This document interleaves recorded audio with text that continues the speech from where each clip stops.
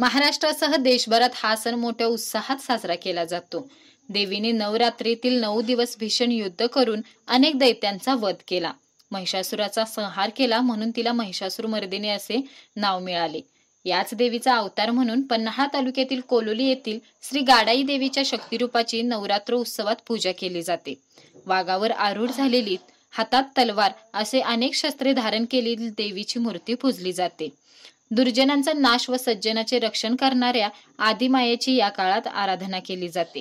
प्रतिपदा तिथीला वैदिक मंत्र पठणासह कलशात देवीचे आवाहन केले जाते। पितृपक्ष संपता संपता शारदीय नवरात्र उत्सवाची चाहूल लागते। हिंदू दिनदर्शिकेनुसार अश्विन महिन्याच्या शुक्ल पक्षातील प्रतिपदा तिथीला नवरात्र सुरू होते। शारदीय नवरात्रोत्सवाची सुरुवात घटस्थापनेपासून केली जाते।